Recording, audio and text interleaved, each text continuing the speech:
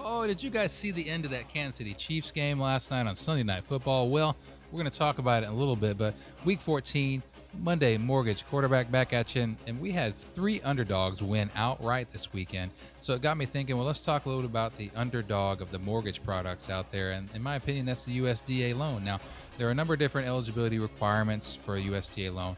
First of which is that the property has to be located in a USDA designated area. Now, you can check that by checking the USDA.gov website and checking your zip code, but it must be in that area. Now, also, the applicant's total household income must fall within a certain percentage, usually 115% of the median income for their county.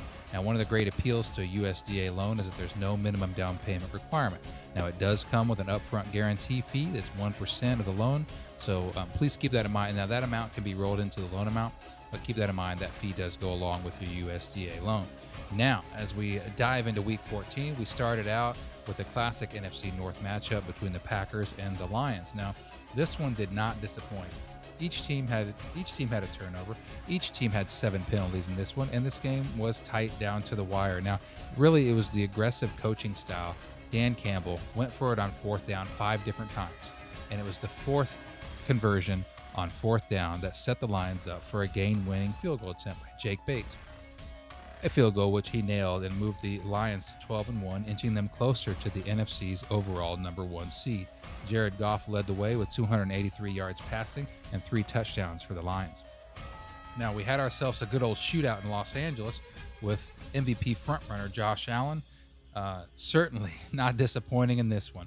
Record pace with 6 touchdowns, 3 of them passing, 3 of them rushing, but it was not enough as the LA Rams, who really jumped out to a huge lead. It was 38-21 through 3 quarters.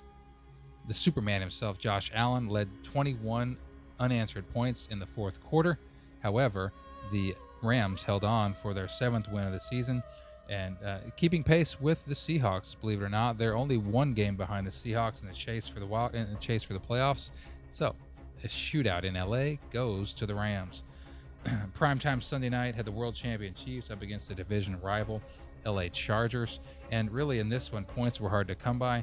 The stat sheet in this one was nearly identical.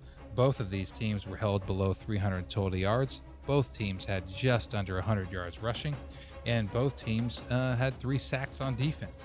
And it was the Kansas City Chiefs with the ball last, trailing 17-16.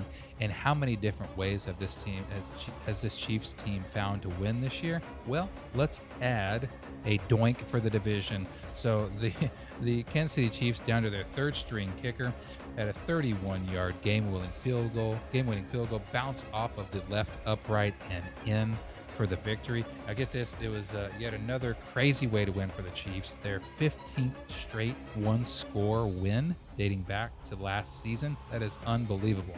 And again, the doink for the division, they're calling it, securing the Chiefs' 9th straight AFC West title. Now, this week we had other wins by the Jaguars, who were underdogs, the Seahawks, who were underdogs. They actually moved to 8-5 in the NFC West. They're sitting in 1st place.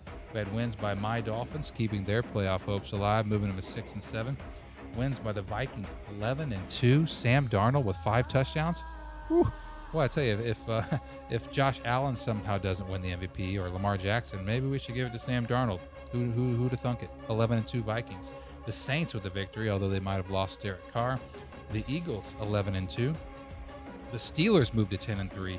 I believe they're undefeated with Russell Wilson at home this year.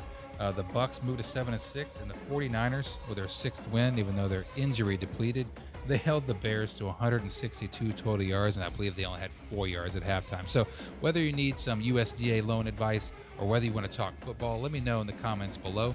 Who do you got going to the Super Bowl this year, guys? Who's your MVP? Let's talk again next week. Have a great one.